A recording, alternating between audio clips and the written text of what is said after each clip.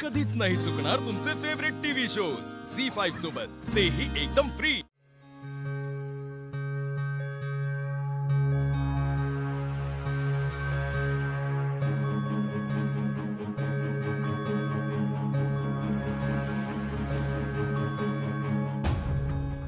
मला जर माहिती असतं ना तू इथं येऊन ह्यो दिवस दाखवणार आहेस तर मी तुला गावाकडनं इथं घेऊनच आलो नसतो।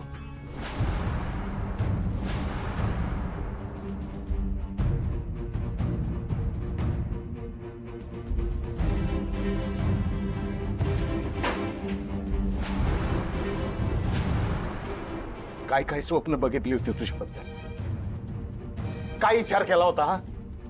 विना आईची वाढलेली पोरे गावाकडनं इथं घेऊन आल्यानंतर एखादा चांगला मुलगा बघून तुझं लग्न लावूयात। तुझं लग्न झाल्यानंतर तू सुखी मी सुखी, आणि एकदा का तुझा सुरळीत संसार सुरू झाला की मग मी काय माझं राहिलेलं आयुष्य या किर्लोस्कर कुटुंबाच्या सेवेत द्यायला मोकळा। पण तू आलीस मुळात वादळासारखी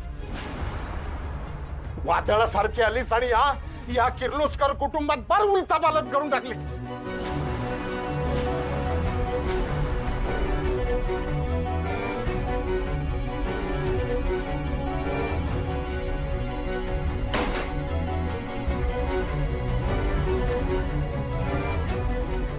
हे माईलेक म्हणजे जीव का प्राण आहेत एकमेकांचे, पण आज एकमेकांच्या विरोधात उभं राहिलेत का? कुणामुळं? तुझ्यामुळं, तू कारणीभूत आहेस।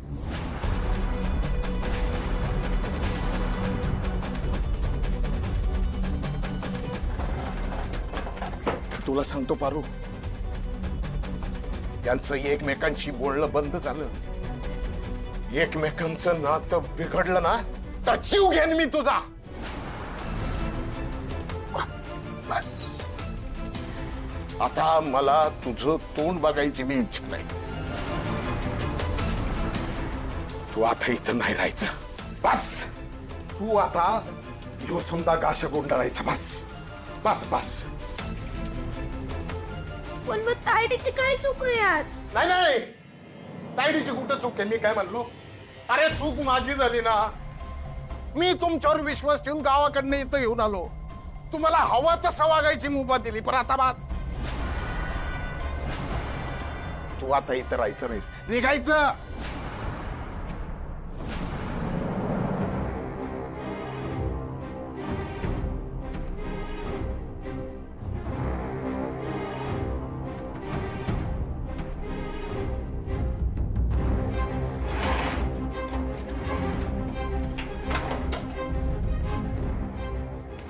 नाही, तायडी कुठे बी नाही जाणार।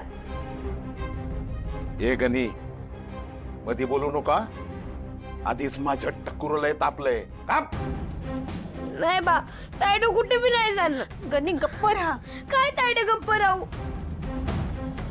मगासपासून बा एकटाच बोलतोय, तुझं काय ऐकून बी घेणं झालंय? ते काय बी नाही, तू कुठे नाही जाणार, आणि तू गेलीस तर मी आम्ही तुझ्या संगत येणार। असं निघा निघा। गप्प राहण्यास तू हे घ्या, जा निघा। मला कुणाची बी गरज नाहीये। अरे या किर्लोस्कर कुटुंबात इतकी वर्ष इमाने बरेच सेवा केली मी, तुमच्या या अशा वागण्यामुळे त्याला गालबोट लागायला नको। आजपर्यंत यो मारुती असं ताटमानेनं जगत आलाय, पण या तुमच्या चुकांवर पांघरून घालून घालून अरमान खाली गेली त्याची। जा निघा निघा।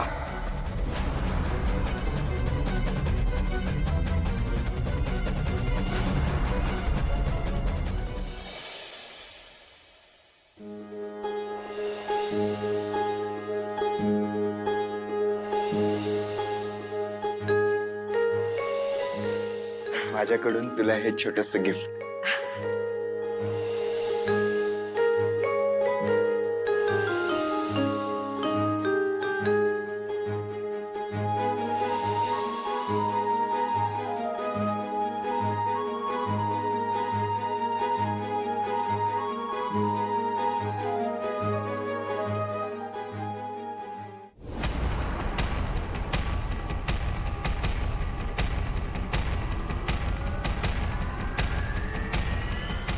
झाला या मम्माज बॉयचा इमोशनल ड्रामा सुरू.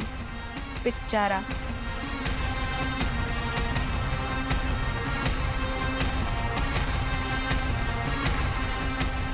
आदित्य,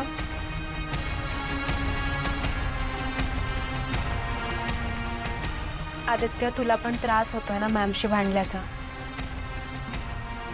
अरे मग दुसऱ्या कोणासाठी स्वतःच्या आईशी का वाद घालतोयस? हे बघ, मला माहितीये पारूने आपल्या कंपनीसाठी खूप काही केलंय आणि त्याची किंमत आहे मला. पण पारूसाठी तू आईशी वैर का पत्करतोयस? हे बघ आदित्य, पारूनी जे काही ह्या कंपनीसाठी केलंय आपण तिला त्याचं कम्पेन्सेशन देऊयात. पण तिला हे काम करायचंच नाहीये तर आपण तिला बळजबरी नाही ना थांबवू शकत. आणि आता मी झाली आहे ना ब्रँड अम्बॅसेडर, मी सगळं सांभाळून घेईन, तू नको काळजी करूस. निष्का, त्यानं पारू आहे ना कोणीतरी नाहीये, ती माझी मैत्रीण आहे. आणि पारू कधीच मी हे काम करणार नाही, माझ्यावर हे काम लादलं गेलंय असं म्हणूच शकत नाही. आणि ती म्हणाली पण नाही. तू का असं खोटं बोललीस आईला? आदित्य, तू त्या घटनेनंतर तिला पाहायला हवं होतंस. ती खूप घाबरली होती, थरथर कापत होती, रडायला लागली होती अक्षरशः. मला वाटलं तिला नाही झेपत आहे हे काम. तुला वाटलं म्हणून तू तुझ्या सोयीने गोष्टी बदलशील का? अनुष्का, मला माहिती आहे पारू या घटनेने क्षणभरासाठी घाबरली असेल, पण ती माघार घेणाऱ्यातली नाहीये. ती तिचं काम मन लावून करते आणि मी हे काम करणार नाही असं पारू म्हणूच शकत नाही. आणि इतक्या तितक्याशा गोष्टीने पारू माघार घेणाऱ्यातली नाहीये. मी खूप चांगलं ओळखतो तिला, पण तुझ्या अशा सांगण्याने आईचा असा समज झाला की पारूला हे काम करायचं नाहीये. म्हणजे तुझ्या एका वाक्याने किती प्रॉब्लेम्स क्रिएट झाले बघ.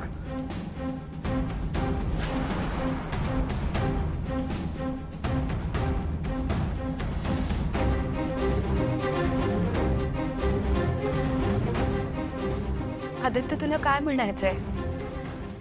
मी हे सगळं मुद्दाम करते असं म्हणायचंय का तुला?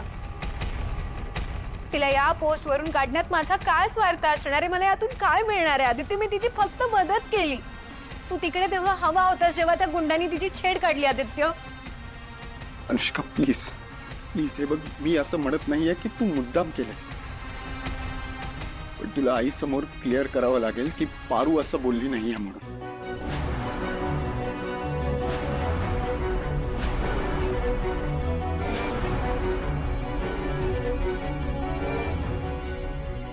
पारू, सतत पारू.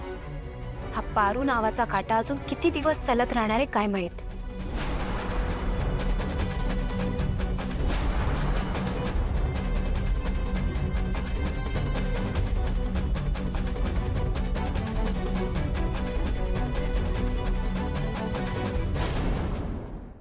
झी5 ॲप डाउनलोड करा आणि पहा सर्व एपिसोड्स एकदम फ्री.